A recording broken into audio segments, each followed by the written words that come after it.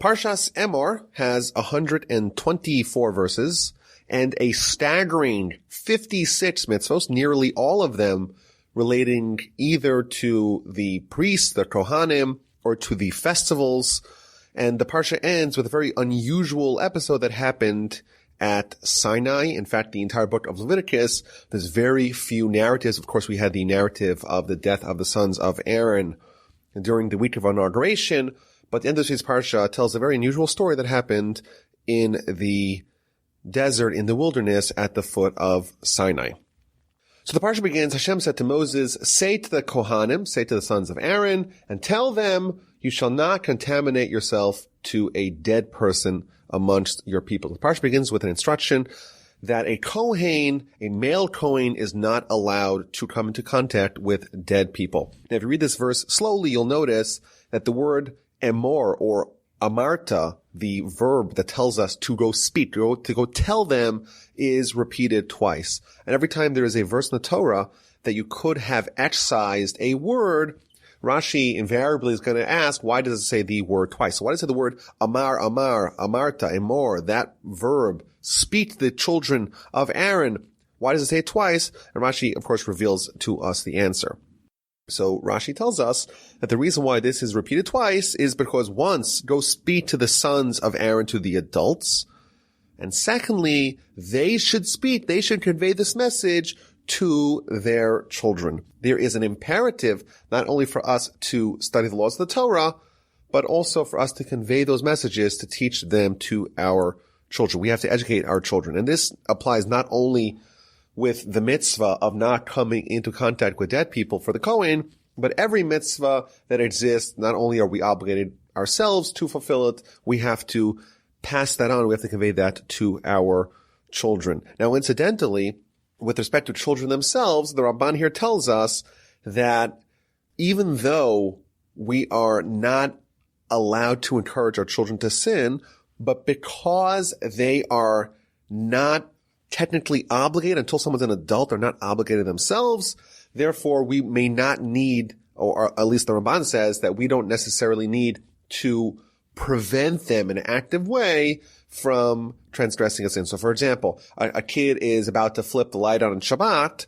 That's a transgression of the laws of Shabbat because they're not an adult and they don't really understand what's going on, even though we're supposed to encourage them to learn about Shabbat, and that's the mitzvah of chinuch, of education. And we cannot, of course, encourage that, but according to the Ramban, at least, we would not be mandated to prevent them from doing that. Others argue that because this lesson was told over here with respect to a Kohen not coming into contact with dead people, for a minor Kohen, meaning a Kohen who's not 13 years old, not an adult, there would be a responsibility for the parent to prevent them, to withhold them from coming into contact with dead people.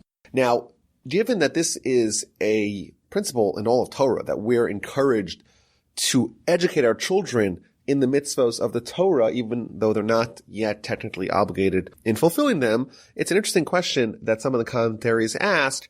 The fact that the verb is repeated in this verse teaches us that we have to teach our children about Torah.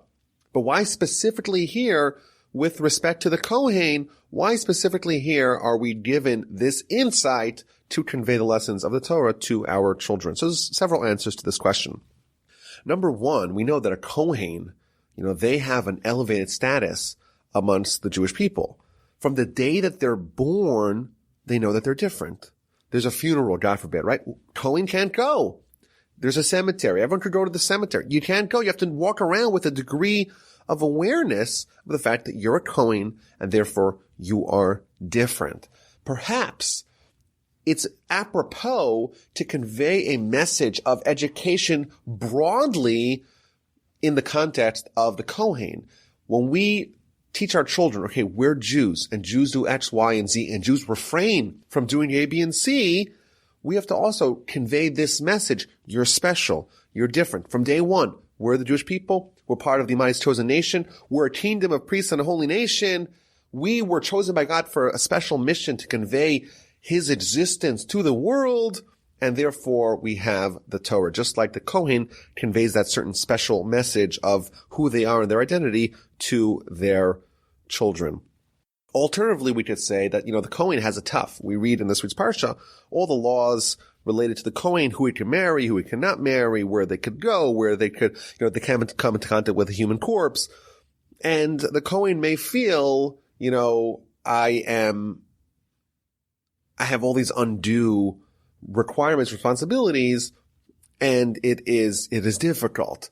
And therefore, the word amar, which in all of Jewish literature is one of is a word that connotes pleasantness, versus the word daber, which is more harsher. There's a double message of pleasantness. The Kohen should know, even though you have more restrictions, more obligations, but there's a degree of pleasantness that also is entailed with that. Your life will be more meaningful. It'll be more pleasurable even because of these restrictions, because you have an elevated stature. Now, generally speaking, what is the meaning behind the idea that the Kohen and the Kohanic body, the tribe, cannot become impure, cannot come into contact with a dead body, with a cadaver? So the Chinuch, the Sefer Chinuch, which is the book, a medieval book that gives us the reasons for the mitzvos, he says a very interesting idea. He says that we know a human is a hybrid. We're half animal, half angel. We got a body that's very similar to animalistic entities, species, and we have a soul that's akin to an angel. And in our existence over here, when we're alive, it's a fusion. It's a mixture. It's an amalgam of holiness from our angelic soul and mundanity from our animalistic body. Well, that's when someone's alive. What happens when someone dies? Well, their soul departs from them, and all you have left is a body. And generally speaking, well, what's the body? The body is the seat of the animalistic component of man.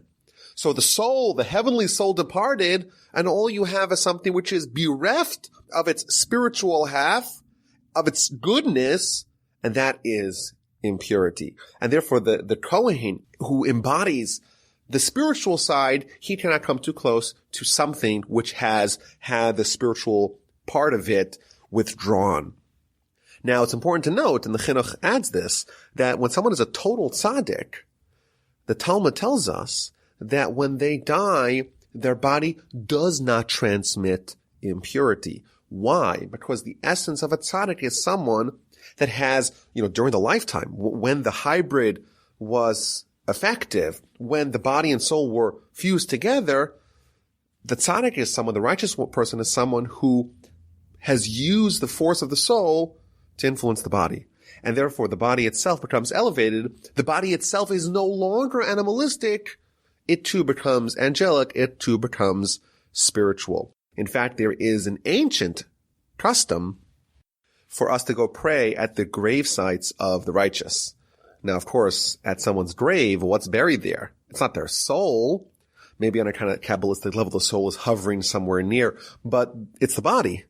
So why would you go pray at the venue of the body of the righteous? The answer is that a tzaddik is someone whose holiness, whose greatness is manifested specifically in their body, because the soul's holy regardless. The tzaddik is someone who's taken the soul and used it to infuse holiness into the body as well, and therefore the body itself is transformed into an element of holiness. So that's the introduction to the Parsha. A Kohen cannot come into contact with a dead body, with several exceptions. The first exception, Rashi tells us, is if there is a met mitzvah. If there is a dead body, a cadaver, a corpse that has no one to bury it, then the laws of not coming into contact, not contracting impurity go out the window, and the Kohen must bury the dead body right away. In addition, we read in verse 2 through 4, there are 7 relatives to whom a Kohen can become impure, and that is a father, mother, sister, brother, unmarried sister, that is, son, daughter, and wife. Those are the 7 relatives that a Kohen, when they die, can participate in the funeral, can mourn, and can indeed become impure by participating in the post-mortem activities of death, of burial, and of mourning. And in fact, the halacha states that if they refuse to mourn, if they say, you know what, I don't want to go to my brother or my father's funeral, they indeed are forced to do it. The Talmud tells us a story. There was a Kohen whose wife died the day before Pesach, and he, of course, wanted to participate in the Pesach sacrifice, and therefore he said, I'm not going to the funeral. And the sages and the rest of the priestly class, they forced him to go because it's a mitzvah, in fact, for someone to mourn over the death of their relative. And in fact, in this verse, the Rambam understands it's a mitzvah from the Torah-itic mitzvah, to mourn deceased relatives. And of course, when someone mourns the death of a loved one, in Judaism, it's about dwelling on the pain and the sadness, but also it's to ruminate on the loss and try to figure out what the message is. Everything that happens to us, we're trained to understand as a message from God.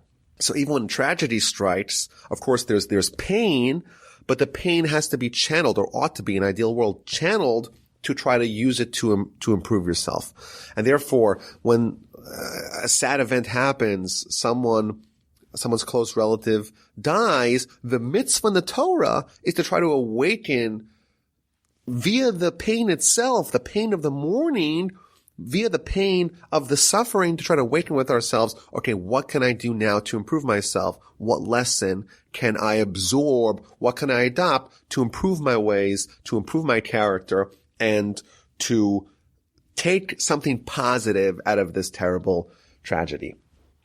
So these are the 7 relatives that a Kohen, a regular Kohen, this is a standard Kohen, not the high priest, not the Kohen Gadol, a regular Kohen can come into contact with the deceased of these 7 relatives, provided that this was done, the marriage was done properly. So verse 4 we read, if the marriage was improper, it was against the laws of the Kohen to marry this person, then they cannot contaminate themselves to that deceased relatives. But they should not, sometimes when people mourn, they like to self-flagellate. And then here we read verse 5, don't make a bald spot on their head, don't shave their edge of their beard, and don't gash themselves, don't deliberately cause themselves a wound. That's not how we mourn. We don't mourn in that way. We're holy to God. And by the way, Rashi tells us this does not apply only to a Kohen. It applies to all Jews, but it's repeated here to reinforce the idea that when we mourn over the dead, we do it in the proper way. We reflect, but we don't necessarily manifest it by flagellating ourselves, by causing us wounds. And then we read in verse 7, who a Kohen can marry. He is not allowed to marry a Zona. Zona is a woman who behaves improperly sexually. It's a harlot, and the Talmud tells us a variety of different things that a woman could do to make herself a halachic Zona, what's called. He cannot marry a divorcee. So if the woman's been married and she was divorced, then he cannot marry her again. You shall sanctify him, for he offers the food of your God. He shall remain holy to you. Rashi tells us what this means is that the laws governing who a Kohen can and cannot marry, those are compulsory. Meaning, if a Kohen does marry a divorcee, even though the marriage is considered halachically valid, there is an obligation for him to divorce that woman. So if he doesn't want to do it, he's forced to do it. And this is interesting because we know, we've read throughout Leviticus, that there's many relationships that are prohibited. But the Talmud tells us that there's different gradients of that relationship, of forbidden relationships. There are some that the relationship is so severe that even if they try to get married, that marriage is null and void. It doesn't actually activate. Whereas if there's a lower level of a prohibited relationship and they try to get married, the marriage works, but it's a marriage in sin. So if a Kohen wants to marry a divorcee, and they try to do it, even though it's prohibited, if they do it, they are considered halachically married, and they would need to have a divorce. Whereas, random case, a man tries to marry his sister, and they do everything in a marriage ceremony, that marriage is not valid, and therefore there's no need for a divorce, because the marriage does not actually activate from a halachic perspective. Another law we see here in verse 8, Rashi tells us that the Kohen gets preferential treatment, meaning if there is the aliyahs, right? We read from the Torah. Who gets the first call to read from the Torah? That, of course, is the Kohen. If we're doing a zimun, we ate together, and now we have to lead the Birkat Hamazon services, we have the Kohen do that. Every area of holiness, the Kohen gets preferential treatment. He goes first. However, the Talmud, in several places, notably in the book of Horius, page 13a, tells us the interesting question. What if you have a Kohen, even a Kohen Gadol, a high priest, but he's an ignoramus. He knows no Torah. And then you have the mamzer, the bastard, which of course is the lowest level of our social strata, but he's a great Torah scholar. Which one of them gets to go first? The Talmud tells us, quotes a verse in the book of Proverbs, Yikara hi mipninim, Torah is more precious than peninim, which means pearls. And the Talmud explains that means that Torah is more precious than the high priest who enters lifnai v'lifnim, which means that the Talmud understands in this homiletic fashion that peninim, even though it technically means pearls, it also can be read as the inner sanctums, meaning the Torah is more precious than the high priest who enters the most inner sanctums of the Holy of Holies on Yom Kippur. Torah is the great equalizer. Torah is the ability for people to earn their status on their own. And therefore, if you have a mamzer, a bastard, but he's a great Torah scholar, he comes ahead of the high priest who is an ignoramus. There's a similar teaching elsewhere in the Talmud. For example, Avodah Zarah 3a, I think it's also in Sanhedrin in 59. It tells us what happens if you have a Gentile. A Gentile studies Torah. So even though there's parts of Torah that a Gentile shall not study, but there are parts of Torah that a Gentile should study. What if a Gentile studies Torah? So the Talmud says, if a Gentile studies Torah, they are like the high priest. And quotes the same verse, Yikari Mepninim, Torah is more precious than pearls. Torah is more precious than the high priest entering the Holy of Holies. An amazing insight that even though we can choose to what family we're born to, but we can choose what we do with our time here. And Torah is the way for us to catapult ourselves to the highest level of greatness, even superseding the high priest. Now, part of the laws here we read in chapter 21 of the Kohen is that if a daughter of a Kohen commits adultery, the method of execution, we know adultery by Torah law is a capital offense, and the method of execution is different for the daughter of a Kohen because they're from the higher stature, therefore their sin is a little bit more severe, and therefore the punishment is a little bit more severe as well. So those are the laws of a regular standard Kohen. And then we read about the laws of the high priest, the Kohen Gadol. He is more exalted than his brethren. He has the special anointment oil poured over his head. He wears the special garments of the high priest. And therefore, he has to mourn in an entirely different way. When his relative dies, cannot become impure, cannot rend his garments, cannot allow his hair to grow long. He cannot allow himself to look unkempt. He cannot become impure to anyone with the exception of a mitzvah, with the exception of a body that has no one to bury it. His father dies, his mother dies, brother, sister, wife, son, daughter, God forbid, they die. He cannot leave the Holy of Holies. He cannot make himself impure. No matter what, he has to remain in the sanctuary. He cannot defile himself and become impure. Now, there's an amazing nuance here in the commentaries in the Kli Yakar. He points out, if you read the verses here, when it lists the people that a high priest cannot become impure to, it says his father or his mother. So who comes first? The father. If you go back to the beginning of the chapter, when it lists the people that a regular Kohen can become impure to, it switches the order. He can become impure to his mother and to his father. So why in verse 2, when it talks about the people that a regular Kohen can become impure, does it say the mother first and then the father? And then in verse 11, when it lists the people that a high priest cannot become impure to, it lists it the other way around, his father or his mother. So the Kli Yakar says something very fascinating. He says each one of these verses accentuates the lesson. How so? Well, if you have a Kohen, we know for sure that his father is also a Kohen. Well, what about his mother? Well, it depends.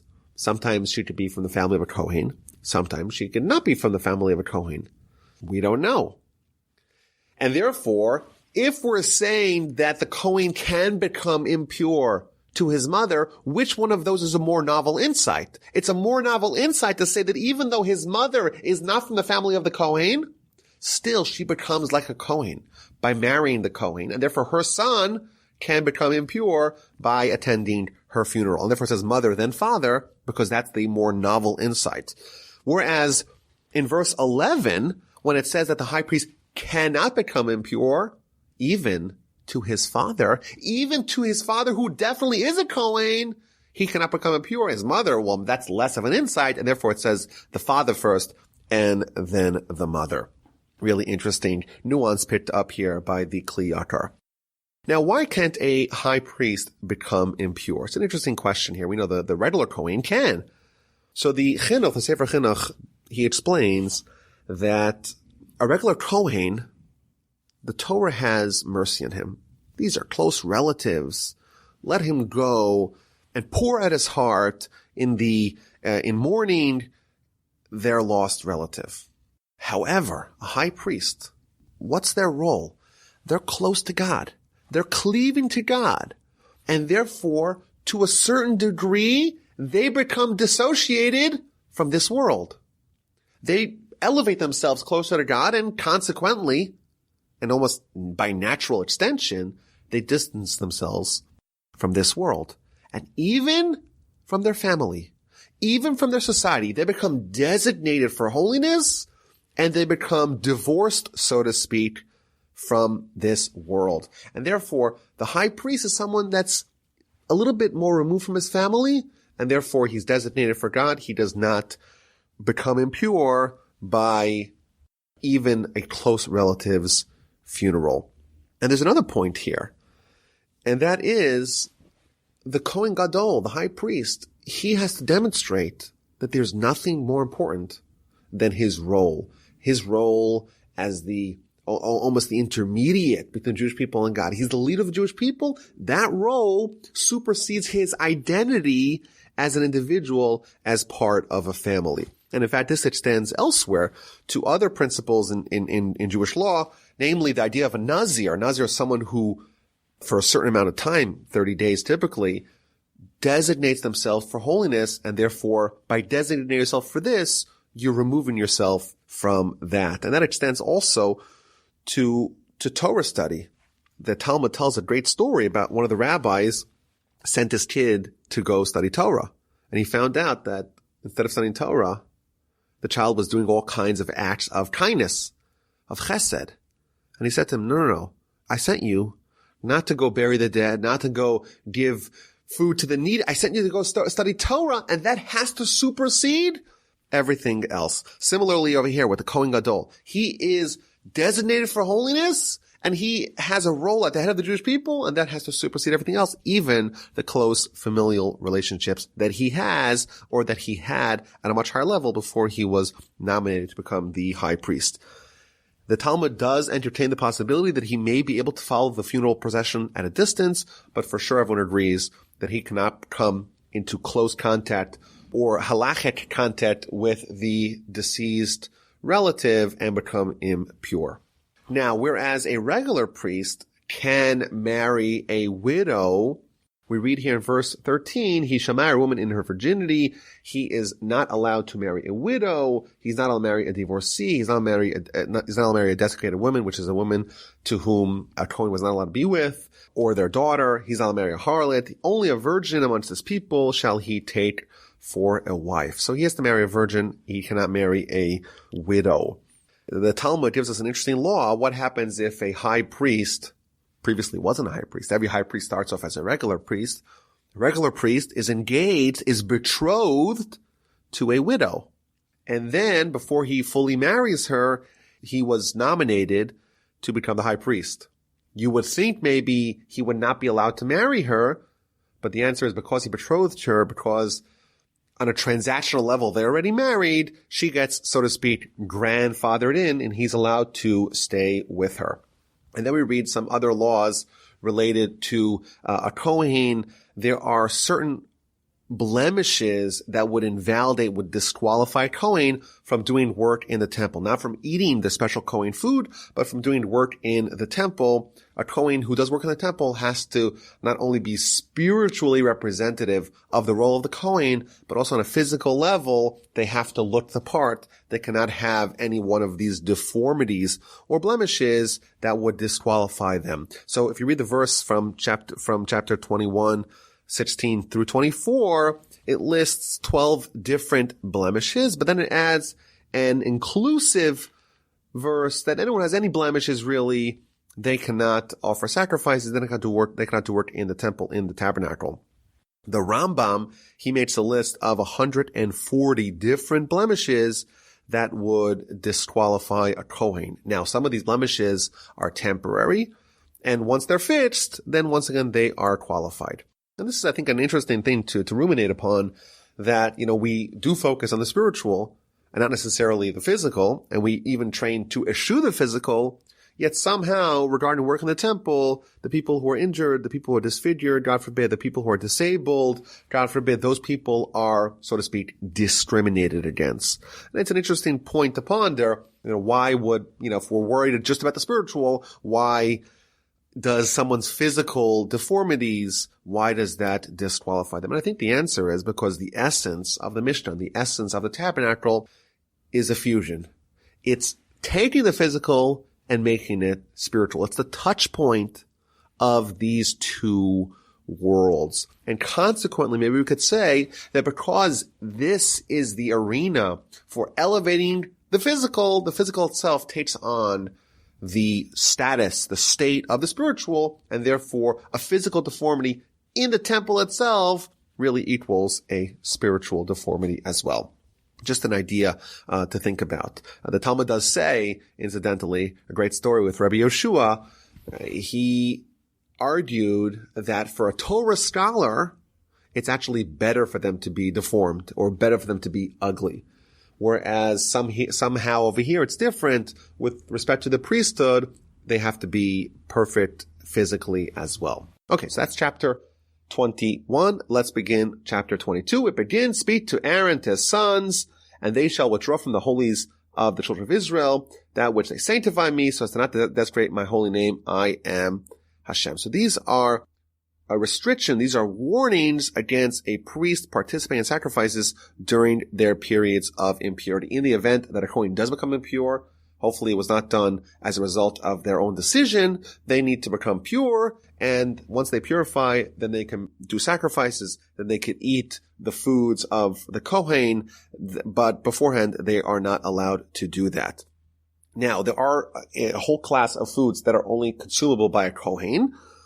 Part of them are, let's say, the truma, which is essentially a priest tax that is levied upon the entire Jewish nation. If you have a field, you have an orchard, and you yield a produce bounty, you have to give a certain percentage of that to the Levite, a certain percentage of that to the Kohen, and the part that's given to the Kohen is around 2%. That is only allowed to be eaten by a Kohen. So if I'm a Kohen, I give it to my children, because they're also a Kohen, and of course to my wife as well. Even if she originally, her pedigree is not of a Kohen, she joins the Kohanic tribe by marrying the Kohen. But then in verse 10 and verse 11, we talk about what about the extended members of a Kohen household. So the halacha is that if a Kohen has a slave, and the slave is a Jewish slave, because he's not permanently part of the household, he cannot consume the truma as a Kohen. Whereas if someone has a non-Jewish slave, because he's permanently part of the household, they are included in the broader household of the Kohen, and therefore they can indeed eat from the truma. What if a Kohen has a daughter? So she, of course, before she's married, she's allowed to eat truma. She's part of the family. But then she marries out, and she doesn't marry a fellow Kohen. She marries a regular Israelite. So then, because she goes into the household of the Israelite, she cannot eat from the truma in her father's household, because now she's part of a new household. Whereas if she gets divorced or she's widowed, then it depends. If she has children from the Israelite, then she's still part of the Israelite tribe. Whereas if she's widowed or divorced without any children, she can go back to her father's household and participate in the truma as she did before she got married. And then we read about blemishes not in the priests, not in the humans, but in the animals. Hashem spoke to Moses, saying, "Speak to Aaron and to his sons and to all the children of Israel, and say to them, a man of the house of Israel and of the proselytes among children of Israel will bring an offering of any of the vows, the freewill offerings, various kinds of offerings," Rashi tells us. There's different syntax that you would say to make different classifications of offerings. When you bring the offering, it has to be unblemished. It has to be male from the cattle, from the flock, and from the goats. So this is another halacha, another law here, that if you are bringing a sacrifice, it has to be from, and it's an ola sacrifice, it has to be from an unblemished male animal. And there's an interesting dilemma. Well, what if the blemished animal, it's a minor blemish, but it's a very healthy, a very robust animal, and the unblemished animal is small, is scrawny, is frail. Well, which one do you choose then? And the answer is you still go with the unblemished animal. And this may be an answer to an interesting question. In our pursuit of greatness, there's two kinds of greatness.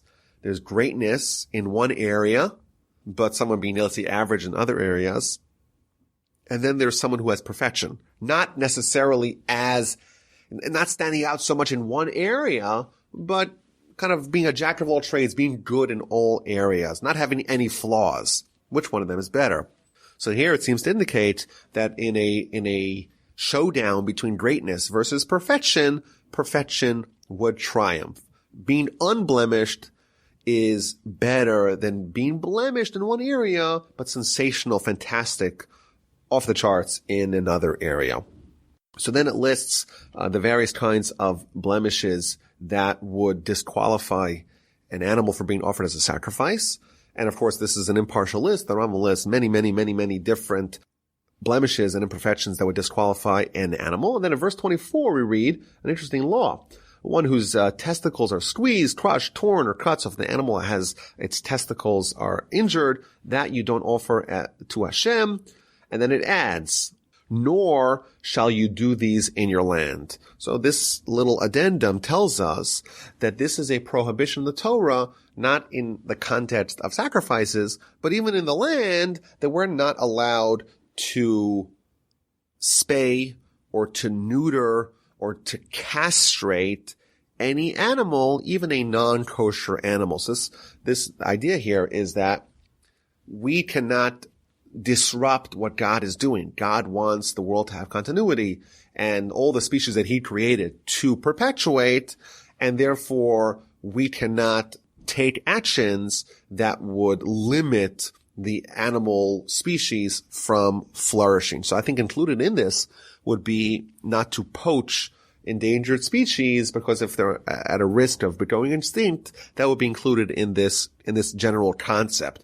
Now, if someone wants to buy a pet, the solution here is to buy a pet that's already been neutered, already been spayed, and therefore not do it yourself. If someone else does it, it's not a problem.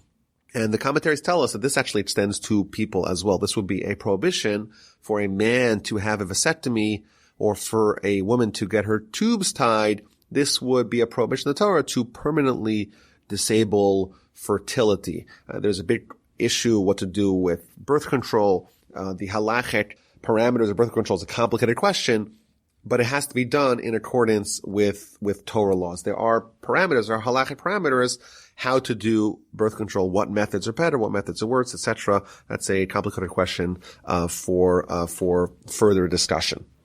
And then verse 25 we read, this is an interesting verse because it extends the concept of sacrifices not just to Jews, but to non-Jews as well. From the hand of the stranger, you may now offer the food of your God from any of these, for their corruptions is in them, blemishes in them, and they will not find favor for you. So Rashi tells us that this teaches us, or you can imply from this verse, that we cannot accept sacrifices from non-Jews that have blemishes. But of course, it's implied from that if the animal does not have blemishes, then you can indeed accept sacrifices from non-Jews. The temple, the tabernacle, we say in scripture, Beiti, Beit Tefillah Karei L'chol Amim, my house, God says, is going to be a house of prayer for all the nations. It's not just for the Jews, it's for all the nations. That said, there are some differences in the sacrifices of non-Jews versus Jews, notably that a non-Jew can only offer an ola offering, can only offer a sacrifice that is entirely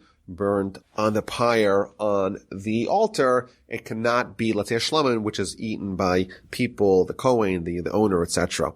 There's a famous story in the book of Gittin related to Kamsa and Bar Kamsa.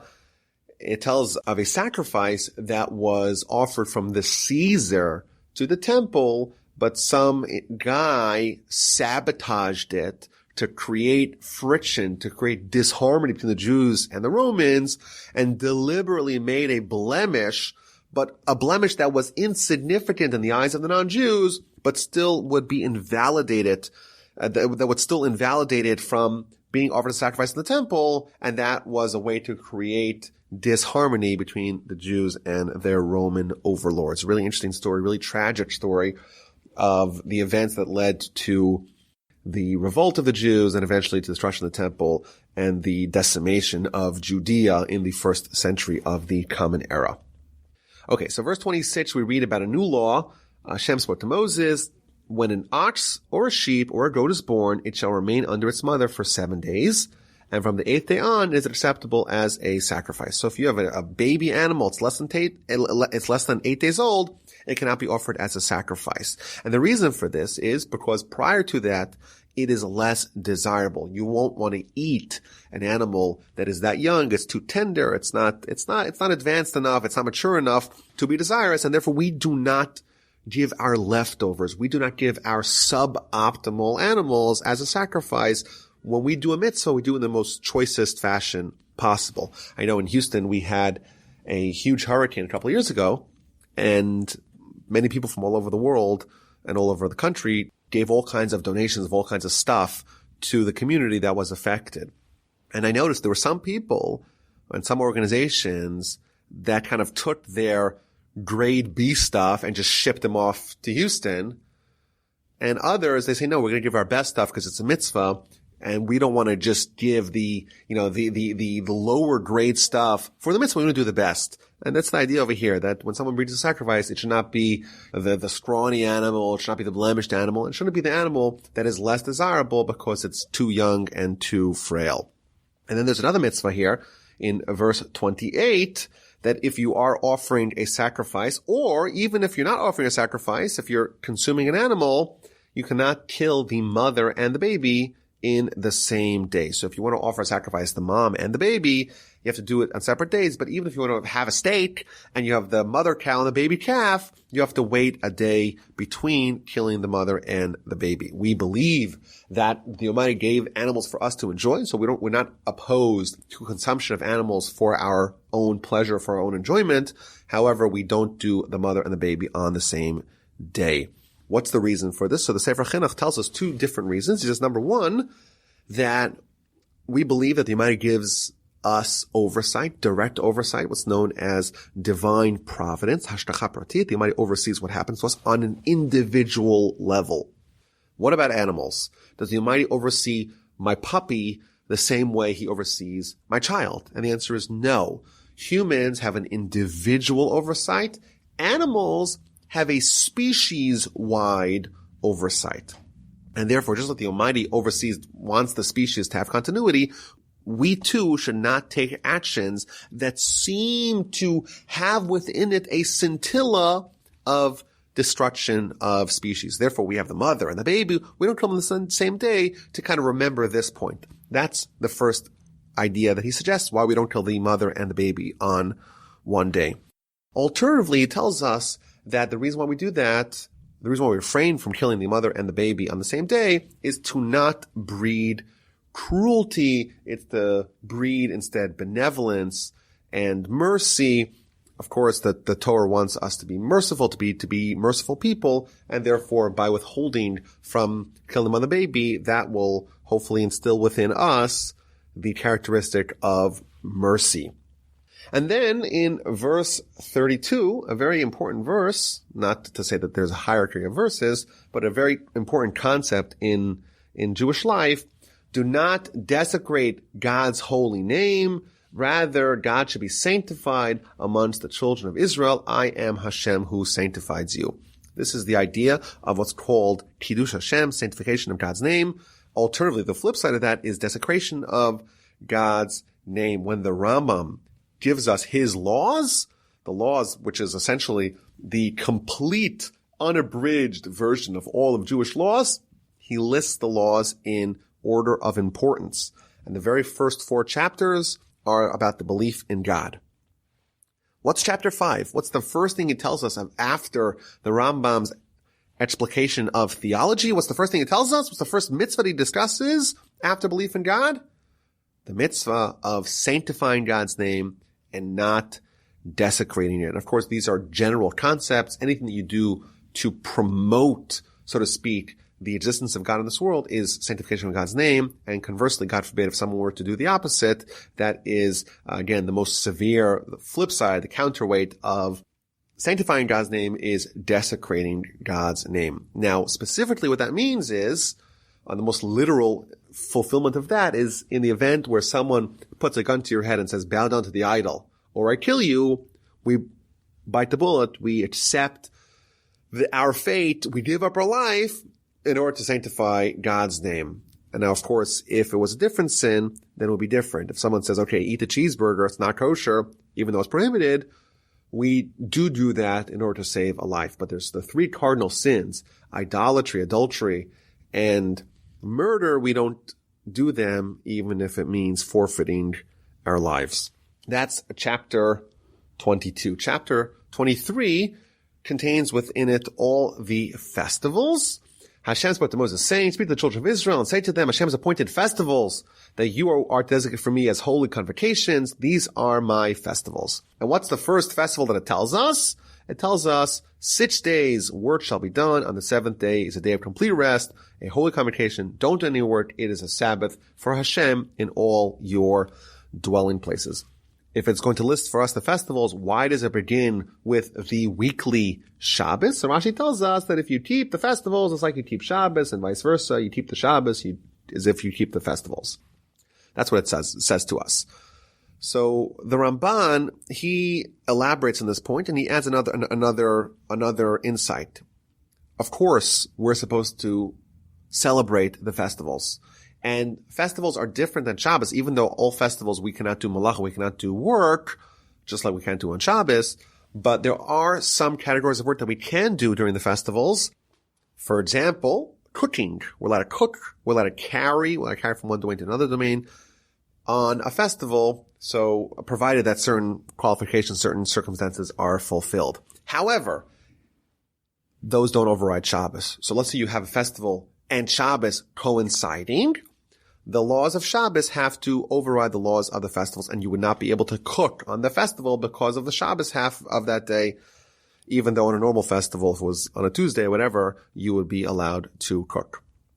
Okay, so that's the first thing we read about over here. And Rashi tells us in verse 4 that there is a responsibility not just to the Jewish individuals, but the Jewish nation, the Jewish court system, to, number one, harmonize the solar year and the lunar month. We follow a solar yearly cycle, an annual solar cycle, 365 and a quarter days. And we follow a lunar monthly cycle. And that means that every 2 or 3 years, we have to add an additional month to harmonize those two. In addition, we have to also appoint every month, because a lunar month is roughly 29 days, 12 hours, 44 minutes, and a little bit more than 3 seconds. That means that every lunar month will either skew lower and it'll be 29-day month, or it will skew longer, it'll be a 30-day month. So those responsibilities of maintaining the Jewish calendar is included here in the general broad calendar that we see in the Jewish world, in the festivals, and the month-by-month cycle that we follow. Okay, so it begins with Pesach.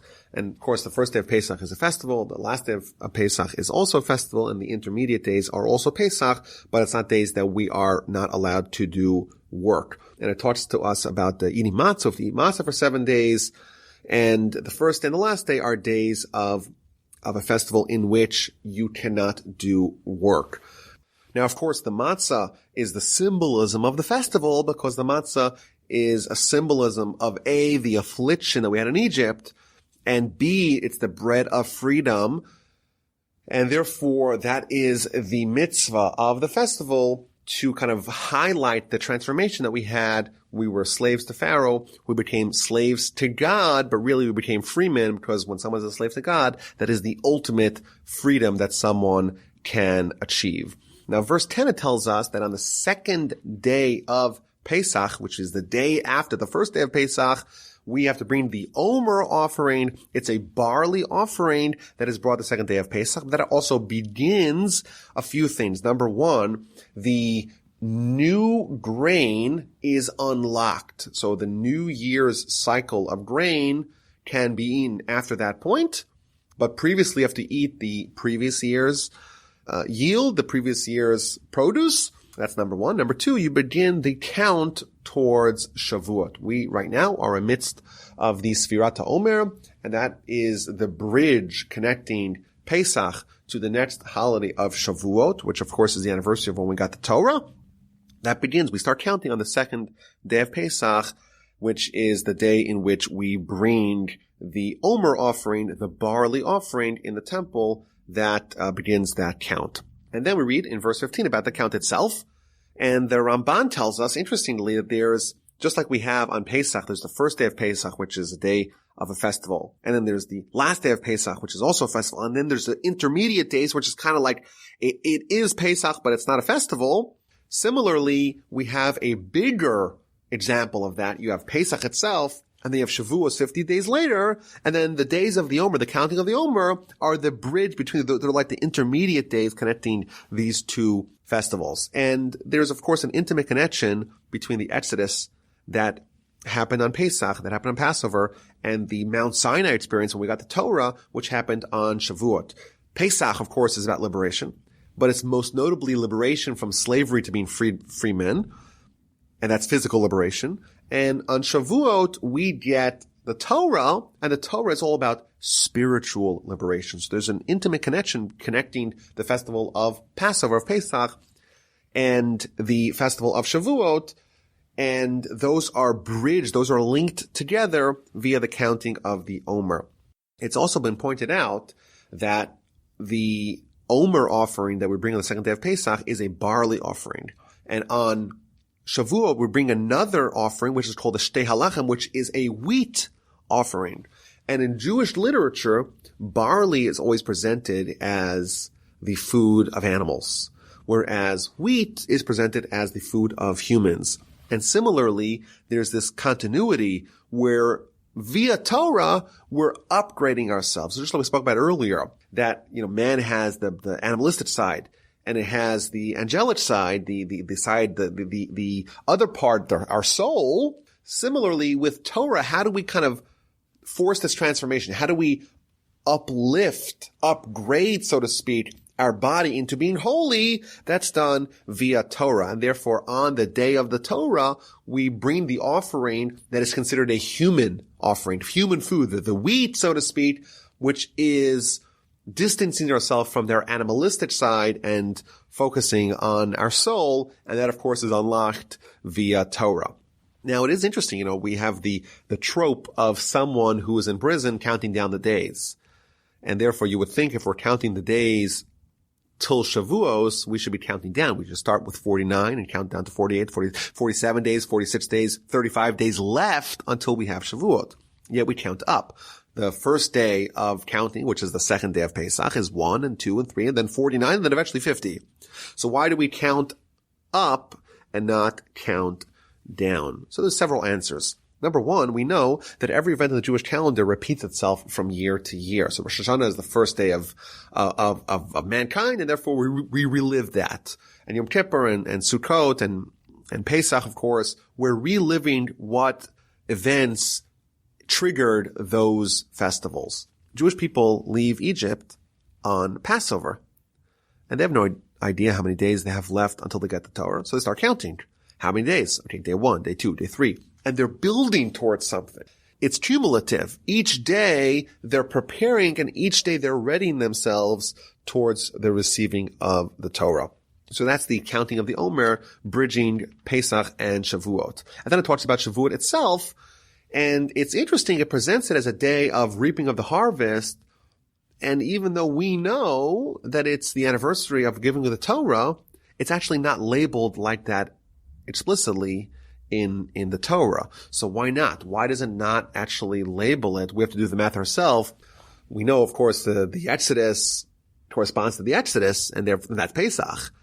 And we know Shavuos corresponds to the Mount Sinai experience, but it doesn't explicitly say that in the Torah. So the Kli Yakar, he says something very fascinating. He says that when someone studies Torah, every time you study Torah, it's considered as if you're at Mount Sinai again. It's another revelation. It's another experience. You're at Sinai anew every single day. And therefore it will be improper to label one specific day of the calendar, one out of 365 days. That's the day of a chapter in Torah. No. Every time you sit down and study Torah, it creates a newness and it creates another modicum, another measure of experience at Sinai. And it's interesting, the Shtei HaLechem, the wheat offering that we bring on Shavuot, on the day we got the Torah, that is made out of chametz, out of leavened bread. And in Jewish literature, leavened bread is always synonymous with the Yetzer Hara, with evil inclination. And the reason why, specifically on the day that we got the Torah, we bring a sacrifice, an offering in the temple of chametz, of leavened bread, it's to tell you that when someone has Torah, that's like a blanket shield against the evil inclination. And therefore it's okay to have a little bit of chametz. It's okay to have a little bit of leavened bread, which symbolizes the Yetzer Hara, the evil inclination, because they got Torah. And therefore, when you have Torah, you become impervious to the Yetzer Hara.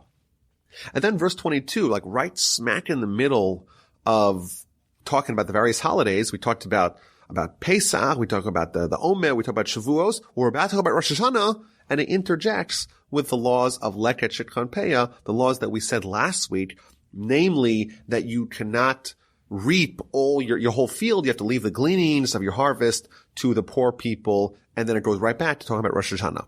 So there's two questions. Number one, why does it repeat it? We read it out last week. Why does it need to be repeated again? And specifically, why is it repeated over here? So Rashi tells us that it's repeated to tell you that there's two separate mitzvos. It's a very severe thing. And why is it repeated over here? Because there's a certain connection between the festivals and giving charity, being generous to poor people. And Rashi tells us why, that if you give the gleanings, the corner of your field, the items that you forgot, the stalks that you forgot to the poor person, it's as if you built a temple, you offered sacrifices inside of it. There's a certain connection between charity and the sacrifices and the festivals. And I think the simplest understanding is that all these are about faith. When someone, of course, goes to the temple, someone offers a sacrifice. When someone has a festival, that is about recognizing that God exists and I have to do something about it. I have to recognize it. Similarly, when someone offers charity, they realize, of course, that God owns everything, but he wants me to be his partner and to give charity to the people that are less fortunate than ourselves. And therefore, there's a connection between charity and between the holidays and between the sacrifices and between the temple and faith. That's an interesting idea. The Seforno tells us something as well. He points out that on Shavuos, it talks about the harvest. That's when you actually bring in the harvest. And then it right away transitions to charity. And he tells us a very deep insight. You just had your harvest. This is where the whole year's work is being reaped. You have income now. What do you do? How do you make sure that you preserve it? How do you not lose it? What's the key after you have income to not lose it? Give charity. Charity is the preservative to wealth. Another very powerful insight idea here. Okay, so it moves on now to Rosh Hashanah. Rosh Hashanah, of course, is the birthday of man, and therefore it's the birthday of God's kingdom, and therefore it's a day of judgment. The Ramban tells us that the Rosh Hashanah is a day of judgment sprinkled with mercy. Whereas Yom Kippur, it's the opposite. It's a day of mercy sprinkled with judgment. It's been suggested that there is a universal custom to eat apples on Rosh Hashanah. Perhaps the reason is an apple. You have a red apple. What do you have? You have a red on the outside and white on the inside. You have a little bit of judgment. The red is emblematic of judgment. And then the white on the inside, that's emblematic of mercy. It's a mixture of the two. And maybe to highlight that, that's why we eat apples on Rosh Hashanah. And then it talks about Yom Kippur and Sukkot. And on Yom Kippur, we have the 5 torments that we do. Yom Kippur is the Day of Atonement, but it only atones if you repent. And the Torah tells us that we have to torment ourselves with 5 different ways, and not to eat or drink, not to wash, not to smear ourselves with oil, not to wear shoes, and not to engage in marital intercourse. And these 5 correspond. The term 5 appears many times in relation to Yom Kippur. 5 times it says your soul in this section. 5 times the Kohen Gadol, the high priest, immerses himself in the mikvah on Yom Kippur. There's 5 prayers, the only day a year that we have 5 prayers. And the Tur adds that the soul is comprised of 5 parts, and therefore there's 5 things that we do to torment ourselves on Yom Kippur, to be able to weaken, so to speak, our bodily vice that it has on us, and to accentuate our soul. And then it talks about Sukkot and Shmini Atzeres. This is, again, a 7-day holiday with 1 day added at the end. And Rashi tells us very powerful. It tells us that you have a king who invited his son to a party, and the party's over, and he says, okay, I need 1 more day. I can't allow you to leave. It's very difficult for me to leave. Your departure is difficult for me. Stay for 1 more day, and that's the last day called Shmini Atzeres, that last day to cement the relationship that we have with God, and only then could we depart for the winter. And it also tells us with respect to Sukkot that it's a day of celebration. It's a day of joy. It says the Talmud, what does that mean? How do you fulfill this mitzvah to be joyous on the festival? It means to eat meat and wine, and it means to give clothing and jewelry for the women. This mitzvah applies not only on the festival of Sukkot, it applies in all the festivals. Why is our joy, why is our happiness stressed specifically on Sukkot? So maybe the answer is because Sukkot comes right after Yom Kippur. Yom Kippur, we're cleansed from sin, and therefore we're naturally inclined to be joyous. We read about the 4 species that we bring on Sukkot. And of course, we have to sit in a sukkah for 7 days. For 7 days, we leave our permanent dwelling and we move into a temporary dwelling. And of course, hopefully that will remind us that really our whole life over here is one of a temporary existence. Chapter 24 begins with the menorah. You light the menorah each night. We read about the lechem hapanim, the showbread that is put onto the table. You have 12 breads. These are breads which are actually kosher for Passover. They're very uniquely shaped. They're shaped like a boat. You got walls coming up on both sides. And in fact, if you study the nature of these breads, each loaf was about 3 feet long and 1.5 feet wide and 1/2 foot tall. They're huge. The Talmud gives us a great story about the family that knew how to actually produce this in the best fashion. There was one family that was experts at doing it. No one seemed to be able to bake the bread as professionally as they did. But because they did not want to share their secrets with the other families, they were reprimanded. They were disgraced as a result of that. And then we read about the blasphemer, verse 10 of chapter 24. The son of an Israelite woman went out, and he was the son of an Egyptian man. Among the children of Israel, they fought in the camp, the son of the Israelite woman and the Israelite man. And the son of the Israelite woman pronounced the name and blasphemed. So they brought him to Moses, and his mother's name was Shlomis Bas Divri from the tribe of Dan. And they put him under guard to clarify what to do with him. Very interesting story here. We have this blasphemer and a unique background. His mother is Jewish and his father is Egyptian. But the section begins, he went out, he departed. So what does Rashi say? Rashi says 3 reasons what it means that he departed. What did he depart from? So according to the first opinion is he departed from his world. His true identity, his true self is his soul. And because this person blasphemed, because he committed this horrific sin, he abandoned his true self. That's the first opinion. Second opinion is that he departed from the section that we just talked about, namely that of the showbreads. He said, hey, you're going to have these showbreads that they're existing for a whole week. You're giving God week-old bread. Thirdly, what happened was, and this relates to the background of this individual, because his father was a non-Jew, his father was an Egyptian man who had raped a Jewish woman, he didn't have an identity in a tribe. He was Jewish, of course, because his mother was Jewish, but he wasn't part of the tribe because his father was not Jewish, and therefore there was no tribal affiliation. So he said, I'm going to go to the tribe of Dan. That's where my mother's from. And they said to him, okay, what are you doing here? Your father's not from the tribe of Dan. So he was kicked out. And he was Jewish, but he didn't have a place amongst the nation. So he went to Moses and he says, okay, do I have a place amongst the Jewish people? And he said, I'm sorry, you're Jewish, but you're not part of the tribes. And therefore he got frustrated and he blasphemed. Now, there's a very interesting pedigree here. Rashi tells us he's the son of an Egyptian man, Rashi points out all the way back in chapter 2 of the book of Exodus, Moses killed an Egyptian man. And says Rashi, this is the same Egyptian man. That man raped a Jewish woman, and this is his son. And therefore he comes from an unusual pedigree, unusual background. His father was not Jewish. And then Rashi tells us something very fascinating. He gives us his mother's name, Shlomit bat Divri. Rashi tells us this is not necessarily her actual name. Shlomit means shalom, from the word shalom. This woman, says Rashi, she was a flirtatious woman. She would say hi, shalom, shalom, shalom to everyone they met. And she was Bas Divri, the daughter of Divri. The word Divri means she was a speaker. She would schmooze with everyone. And therefore, because she was too friendly, because she engaged in too much levity with everyone, therefore she flirted with people and she ended up in a poor situation, and she ended up with a child of a non-Jew, and all that caused this tremendous catastrophe that her son did not have a place, didn't have an identity, and he was ostracized, and eventually he committed the horrific sin of blasphemy.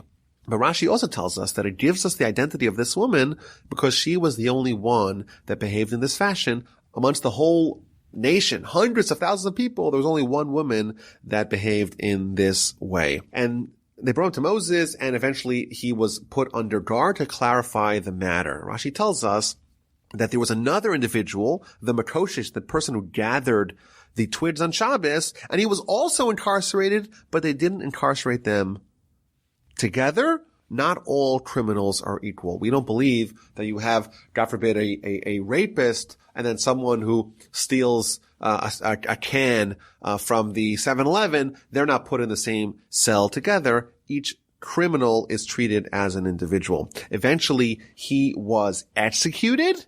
And now I think it's important to point out that execution equals atonement, because when someone commits a sin and then they get punished for it, their sin is cleansed. For an example, past to which you read about, there's someone who gives his kids to Molech. They take their child and they kill the child sacrifice to the idol Molech. So the halacha is that if someone kills one of their children, then they're executed for committing that heinous, macabre sin.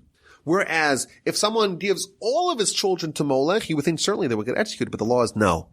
Because their sin is too heinous for expiation, they're not executed. Because in Jewish law, execution is not revenge, it is atonement. It's not even punishment. It's cleansing. And therefore, for someone who committed a terrible sin, but they are executed in a Jewish court of law, they can now have a role in eternity. They can have a place in eternity because their sins have been cleansed. And the Parsha ends with several more laws: the law of a murderer, the law of someone who injures another individual, or someone who kills or injures someone else's animal. And thus concludes the law. Moses spoke to the children of Israel. It goes back to the story of the blasphemer. They took the blasphemer outside of the camp, and they executed him, and they did exactly what the Almighty wanted of them. Thus concludes the Parsha. Hope you enjoyed. Thank you for listening. Email me, rabbiwolbe@gmail.com. I look forward to hearing from you soon.